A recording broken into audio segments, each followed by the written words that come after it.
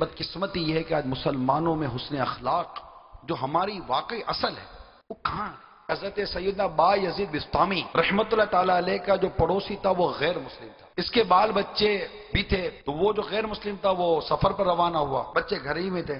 اب رات کو ان کے بچے رویا کرتے تھے، تو معلومات کی کہ بچے کیوں اتنا روتے ہیں، تو پتہ چلا کہ گھر میں اندھیرا ہے اس لیے بچے روتے. تو با یزید بسطامی رحمت اللہ تعالی علیہ نے چراغ میں بہت سارا تیل ڈالتے اور ان کے گھر بھجوا دیا کرتے کہ بچے روئے ہی نہیں. تو بچے واقعی روشنی ہوتی تو چپ ہو جاتے تھے. اتنے میں وہ غیر مسلم سفر کر کے جب واپس لوٹا، گھر والوں نے بتایا کہ ہمارے جو ساتھ جو پڑوسی ہے مسلمان، اس نے ہمارے ساتھ یہ حسن سلوک کیا کہ ہمارے بچے اندھیرے میں روتے تھے تو یہ اپنا چراغ دے دیتے تھے جس کی روشنی سے بچے چپ ہو جاتے تھے. تو باپ نے کہا کہ جس پڑوسی کی روشنی سے میرے اندھیرے گھر میں اجالا ہو گیا تو میں کفر کے اندھیرے میں کیوں رہوں، لہٰذا کلمہ پڑھ کر سارے مسلمان ہو گئے. کتنا خیال رکھا کرتے تھے ہمارے بزرگان دین اپنے ہمسایوں کا. ہمارا ایسا ماحول نہیں، لڑائی جھگڑے، طرح طرح کی زیادتیاں. ہماری تو زبان سے ہمارا پڑوسی محفوظ ہے، مسلمان پڑوسی محفوظ نہیں ہے. مسلمانوں کے آپس کے تعلق کو پڑھے تو صحیح جو اسلام بیان کرتا ہے. مسلمان بھائی بھائی ہیں، نہ اس کی غیبت کرتا ہے، نہ اسے حسد کرتا ہے، نہ اس کو تہمت باندھتا ہے، نہ اس کو طعنہ دیتا ہے،